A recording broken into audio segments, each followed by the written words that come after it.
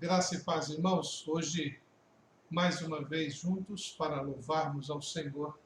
Quero compartilhar com os irmãos um trecho da Palavra de Deus que se encontra em 2 Crônicas, capítulo 7, verso 14. Este texto de Crônicas é um momento muito importante na vida do povo de Israel e também na vida do rei Salomão. Vamos ler o texto, 2 Crônicas, capítulo 7, verso 14. E se o meu povo, que se chama pelo meu nome, se humilhar e orar e buscar a minha face, e se converter dos seus maus caminhos, então eu ouvirei dos céus e perdoarei seus pecados e sararei a sua terra. 2 Crônicas, capítulo 7, verso 14. Esse texto que acabo de ler para os irmãos é um texto onde Salomão, depois de ter consagrado o templo, o primeiro templo, ali em Jerusalém, depois de ter realizado um belo culto de gratidão, onde Deus respondeu ao povo naquele culto, dias depois de todas as celebrações, depois de terem acontecido todas as celebrações, Deus veio falar com Salomão. E nesta conversa com Salomão, Deus disse exatamente isso. Se o meu povo que se chama pelo meu nome. E aí Deus mostra exatamente as atitudes que devem ocorrer do povo para poder ter a Deus como seu Deus. Neste momento eu quero compartilhar com os irmãos exatamente a importância de entendermos estas afirmações que Deus fez e o desafio que ele faz a Salomão para que este desafio vá adiante com o povo de Israel. Ali Deus, assim como hoje, quer nos ensinar de maneira muito efetiva como nós nos identificamos como povo de Deus, como nós temos a maneira certa de nos apresentarmos como povo de Deus. Como o irmão já sabe, eu acredito que o irmão tenha, porque todo brasileiro tem que ter, é o que nós chamamos de identificação, chamado de Registro Geral, ou RG. Neste documento, assim como muitos outros, às vezes fichas de empresas ou identificação para outros tipos de atividade, eles pedem uma foto. Normalmente esta foto ela tem um padrão, ela precisa ser um fundo branco, não pode ter nenhum tipo de obstáculo entre a foto e o rosto da pessoa, ter uma boa iluminação. É necessário que, prioritariamente, a pessoa que tira a foto não use óculos, porque o reflexo do flash pode aparecer na lente e aí vai distorcer a imagem. Isto é, aquela foto, na identificação, precisa obedecer a alguns critérios para representá-la de maneira correta naquele documento. Aquele documento tem o nome da pessoa, tem a sua data de nascimento, sua filiação, sua origem.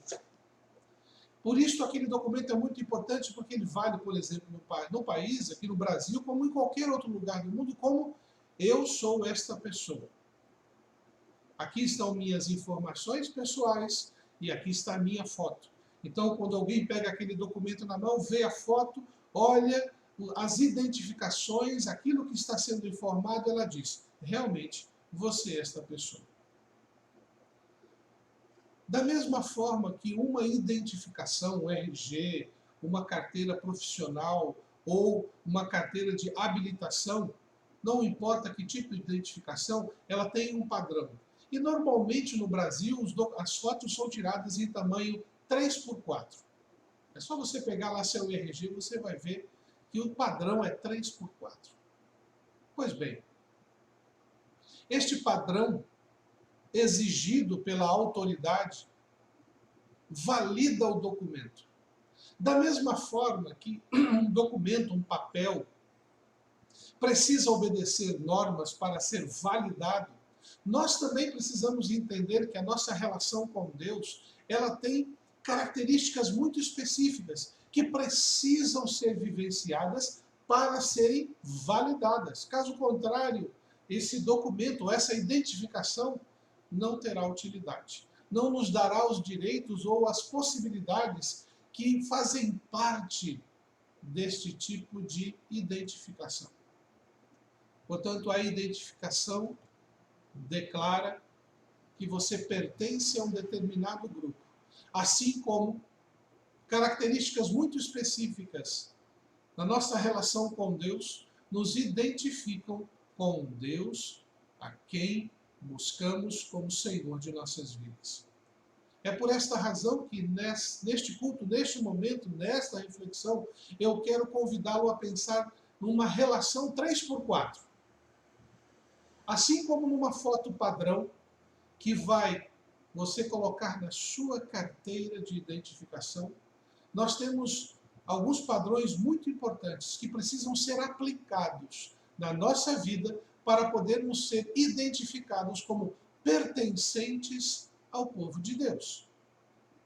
Quando Deus fala com Salomão, ali no capítulo 7, verso 14, se você tiver a curiosidade, leia todo o capítulo 7 de 2 Crônicas, você vai ver a forma como Deus se relacionou com o povo, esteve presente na vida de Salomão, lhe mostrou tudo o que ele faria se o povo criasse na sua vida características muito importantes, atitudes essenciais para que pudesse se identificar como povo de Deus.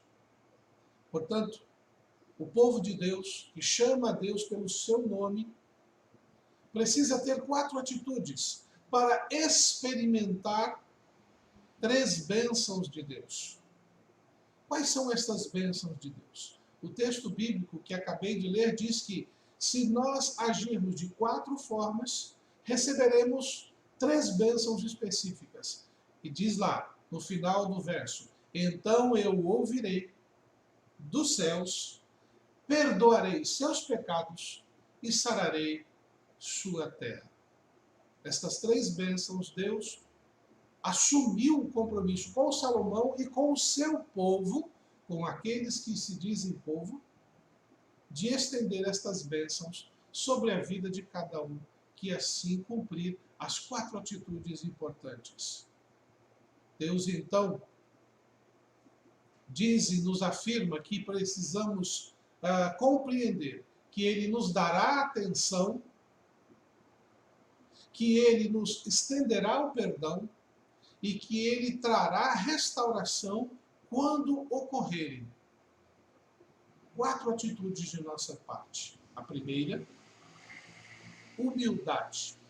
Se o meu povo, que se chama pelo meu nome, se humilhar.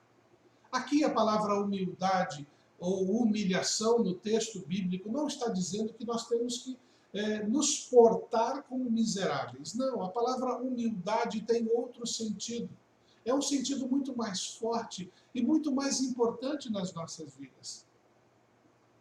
A humildade em todas as nossas ações é necessária. Por que razão? Porque o nosso Deus afirma em Provérbios capítulo 15, verso 33, o mesmo Salomão que ouviu isto de Deus, escreve no capítulo 15 de seu provérbio, o temor do Senhor é a instrução da sabedoria e, precedendo a honra, vai a humildade. Isto é, se você quer ser honrado por Deus, seja humilde. A palavra humildade nunca significou humilhação no sentido de nos tornarmos miseráveis. Mas é aquela condição onde eu e você, sabendo de nossa capacidade, muitas vezes abrimos mão em favor do outro. E nós encontramos estes exemplos na Bíblia toda, principalmente Deus agindo desta forma. Ele poderia nos punir, mas não faz por amor. Ele nos chama a participar do seu poder, da sua glória, das suas bênçãos, mesmo quando não merecemos. Paulo afirma em Filipenses que Jesus Cristo abriu mão da sua glória para se tornar homem e foi até a posição de servo e morreu na cruz, por amor de nós, para nos salvar. É nesse sentido que a humildade trabalha. É quando nós, na nossa relação com Deus, reconhecemos a grandeza dele e reconhecemos de que nós temos o que temos, não porque merecemos, mas porque Deus amoroso, estendeu a sua graça sobre nós, e é por isso que nos submetemos a ele, por causa do seu amor. Além disso, baseado no exemplo do Senhor Jesus, nós levamos a graça, o amor de Deus às pessoas que não merecem, buscando cada dia mostrar a elas este Deus amoroso.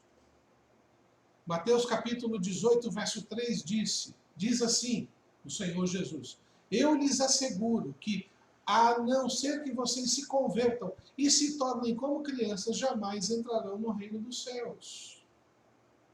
A ideia da humildade está mais ligada à sujeição, se submeter, confiar, mesmo que você possa fazer tudo do jeito que você quiser, viver a vida da maneira que você quer, e como já disse, você pode tudo fazer, como já ensinei, baseado na palavra de Paulo. Você pode fazer o que quiser de sua vida, mas porque Deus te ensinou a ser humilde, a se submeter, a baixar a cabeça, quando muitas vezes você poderia exigir mais e dizer: Senhor, estou aqui, me submeto à sua vontade. Muitas vezes você está querendo ir para uma direção, seus sonhos, seus desejos, e Deus diz: não, eu não quero você para aí, eu quero você para lá. Paulo nos dá um outro exemplo exatamente como isso. Ele desejava pregar o evangelho indo até a Espanha. Ele estava na região da Itália, ou Grécia, indo para a Itália. Mas ele diz, Paulo, o Espírito Santo disse: não, você não vai para lá não, fica por aqui. Muitas vezes Deus vai nos dizer não, não é porque Ele não nos ama ou que não se importa conosco, mas nos ensinar nestes atos a importância não somente da obediência, mas de confiar de que Ele sempre quer o melhor para nós. A humildade, então, em todas as nossas ações, é necessária, principalmente com Deus, para que possamos experimentar não somente as bênçãos do cotidiano da vida, mas também experimentarmos da sua atenção, do seu perdão e da sua restauração. Precisamos disso nas nossas vidas. Em segundo lugar, existe uma segunda atitude que Deus fala a Salomão e afirma que o povo precisa praticar isso para poder experimentar das bênçãos de Deus. É a oração. Oração em todas as circunstâncias. Irmãos, não estou falando daquela oração do café da manhã, do almoço, aquela oração mecânica, muitas vezes, que fazemos antes de dormir. Muito obrigado, Pai, pela noite. Às vezes, alguns começam a orar e no dia seguinte estão dizendo amém, porque acordaram naquele momento. A oração que Deus espera de nós é muito mais do que palavras repetidas, mas como em Filipenses capítulo 4, de 6 a 7, não andeis ansiosos por coisa alguma, mas em tudo pela oração e súplicas e com ações ou com ação de graças, apresentem seus pedidos a Deus. Veja, aqui a oração não é apenas falar com Deus, mas oração e súplicas com ação de graças. Isto é, seu coração precisa estar agradecido em todo momento que você orar a Deus. Você está aí, eu estou aqui, nós estamos aqui neste tempo pela graça de Deus. Portanto, oração é muito mais do que falar coisas para Deus. É estabelecer uma relação, uma conversa, onde você abre seu coração e expõe não somente as suas necessidades, mas a sua gratidão, a sua intercessão, o seu pedido de perdão, a sua busca de comunhão. Orar, e eu, quando falo em oração, sempre me vem à mente algumas situações que me preocupam muito.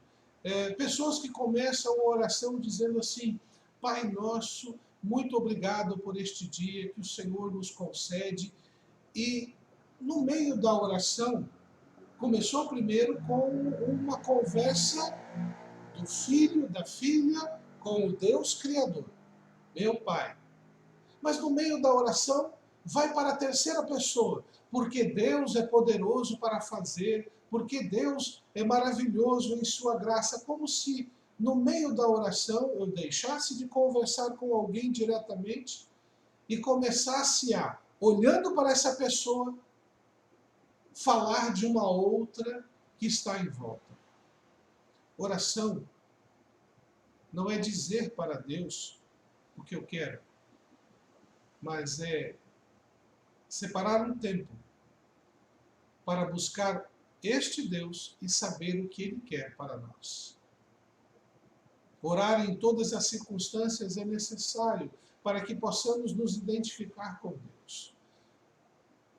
Neste mesmo texto de Filipenses, no verso 7, capítulo 4, e a paz, depois que você vence a ansiedade através da oração, aí há o texto dizendo, e a paz que excede todo o entendimento, guardará os seus corações e mentes em Cristo Jesus. Tiago, capítulo 5, 16, também diz, portanto, confessem os seus pecados uns aos outros e orem uns pelos outros para serem curados. Olha o poder da oração. A oração de um justo é poderosa e eficaz. Eu e você precisamos a cada dia buscar uma intimidade muito mais profunda com Deus através das nossas orações. Porque ao buscar o Senhor na oração, estamos aprendendo a dialogar com Deus e prestar atenção na sua resposta. Mas o texto de Crônicas, quando Deus fala com Salomão, ele diz que nós devemos ser humildes, devemos orar, mas também há uma outra palavra, buscar a minha face. Esta palavra buscar a minha face está intimamente ligada com a ideia de comunhão com Deus em cada decisão. Isto é, tudo o que eu fizer, tudo o que eu falar, tem que ser feito na presença de Deus. A ideia de buscar a face de Deus é reconhecer que Deus está vendo o que você está fazendo. Você reconhecerá que naquele momento da história, da família, do seu negócio, de suas atividades, Deus está ali e você está ali com Ele. Reconhecer a face de Deus é reconhecer que Deus está, sim, conduzindo a sua vida. Amós, capítulo 5, verso 4 diz, pois esta é a convocação de Yahvé, a nação de Israel. Buscai-me e vivei. Quem busca o Senhor, quem reconhece o Senhor nas suas escolhas, vive a vida de Deus, ou a vida com Deus no seu cotidiano. Isaías, capítulo 55, verso 6, também afirma, buscai ao Senhor enquanto se pode achar, e invocai-o enquanto está perto. Portanto, buscar é muito mais do que intelectualmente compreendermos quem Deus é. Buscar é reconhecer a presença de Deus na sua vida em cada escolha, em cada decisão que você tomar. E essa busca é sua, é constante. Você não pode simplesmente falar assim, hoje vou buscar a Deus, no domingo, como hoje nós estamos reunidos. A busca da face de Deus na nossa vida precisa ser vista no nosso casamento, na nossa intimidade, nos nossos negócios, como já afirmei. Portanto, esta comunhão é muito importante. Ela é necessária. Deus está posicionado para lhe ouvir, para lhe abençoar, para lhe conduzir. Agora é a sua vez de buscá-lo, reconhecê-lo, permitir que ele governe suas escolhas. As pessoas precisam ver que quem conduz você não são suas emoções, seus desejos, suas vontades, mas o Deus Criador dos céus e da terra. Por último, a quarta atitude que nós devemos realizar como povo de Deus, para então experimentarmos das bênçãos que Ele nos promete, nos estabelece, está no arrependimento. O texto fala converter dos seus pecados. Arrependimento não é conversão. A ideia da palavra conversão é quando você vai numa direção e você muda em sentido oposto, contrário. É como dizer, você volta. Você antes estava indo numa direção e você cai, se estou errado, não é essa direção, e volta. Você não faz uma curva leve para o lado para continuar na mesma direção. Você vem em sentido oposto. E o arrependimento sincero pelas faltas cometidas está diretamente ligado com o processo de conversão. Não há conversão adequada, correta, verdadeira, se você não se arrepender do caminho que você escolhe. Das escolhas de vida que você sabe que não estão dentro da vontade de Deus. Que Deus não está ali presente. Que Deus não faz parte daquela comunhão. Que Deus não ouvirá a sua oração. Que esta atitude não mostra que você é humilde diante do Senhor. Aquele que se chama pelo meu nome, que é meu povo, que se humilha, que ora, que busca e se converte dos seus maus caminhos, então eu ouvirei. Atos capítulo 3, 19 diz: arrependam-se, pois, e se voltem para Deus, para que os seus pecados sejam cancelados. Atos capítulo 3, verso 19. Diz este texto de maneira muito específica: arrependam-se, pois, e voltem-se. Então, se pede para voltar, significa que a minha escolha estava indo para uma direção distante de Deus. Volte-se para Deus para que seus pecados sejam cancelados. Gálatas 6:1, irmãos, se alguém for surpreendido em algum pecado, vocês, que são espirituais, deverão restaurá-lo com mansidão. Cuidem-se, porém, cada um para que também não seja tentado.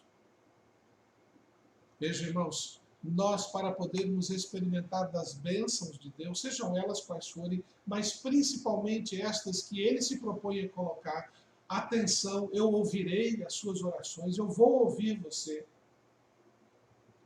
Perdão, eu perdoarei os seus pecados.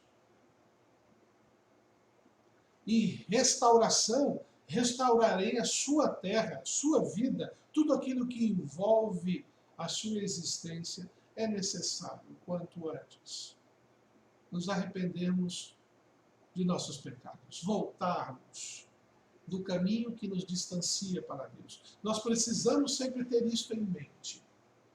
E alguns poderão, mas pastor, eu estou com a minha vida em paz com Deus. Que bom. Ou melhor, eu não estou num pecado, ou pelo menos cometendo pecados de distanciamento a Deus. Mas também é importante entender que quando não estendemos o perdão ao outro que está ao nosso lado, seja ele qual for, membro da igreja ou não membro da igreja, nós estamos nos distanciando de Deus. Porque quantas vezes nós pecamos e buscamos o perdão de Deus e fomos restaurados por Deus? Se o nosso mestre fez isso conosco, nós também precisamos estender este mesmo perdão, este mesmo ensino de arrependimento a todos que estão à nossa volta. Nosso Deus nos chama a estabelecer uma relação com Ele. Eu falei relação 3x4. Nós precisamos tirar uma foto com as características que Deus estabeleceu. E ao tirar esta foto, vamos colocar na nossa identificação diante de Deus e Ele vai dizer: você faz parte do meu reino. Você é meu. Mas para que isso seja uma verdade, precisamos vivenciar estas 4 atitudes nas nossas vidas. Precisamos ser humildes em cada uma de nossas atitudes perante Deus e perante os homens. Precisamos em cada instante aproveitar as oportunidades para buscar a presença do Senhor em oração. Orar. Orai sem cessar, orai e vigiai, Paulo afirma. A oração de um justo pode muito em seus efeitos.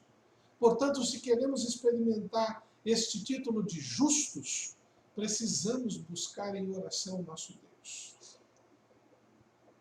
Precisamos também reconhecer este Deus no nosso dia a dia, buscar a sua face,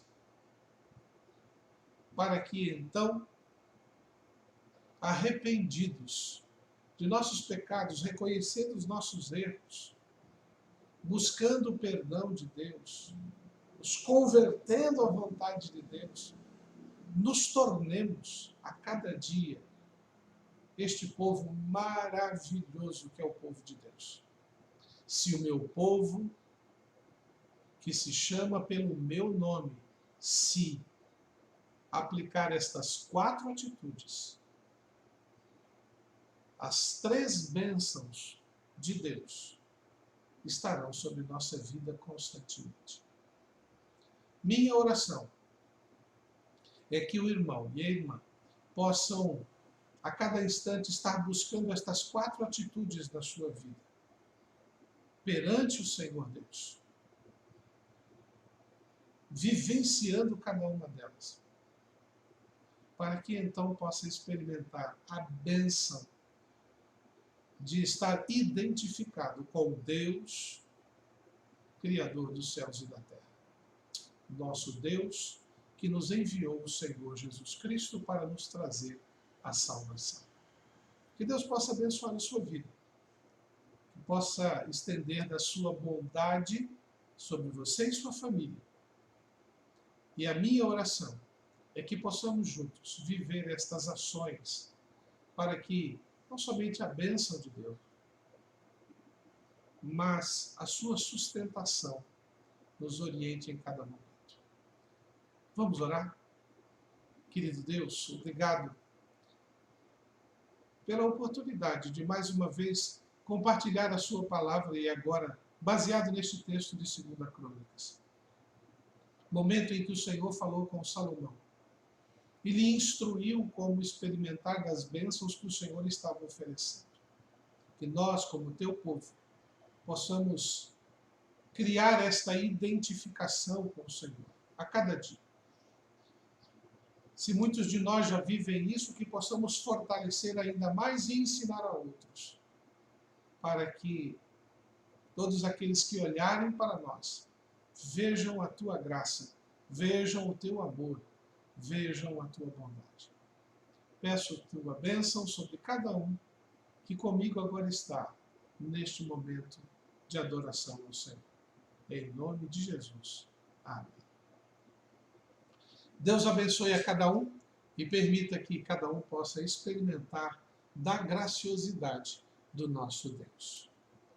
E se Deus assim permitir, até quarta-feira, nossa reunião de oração.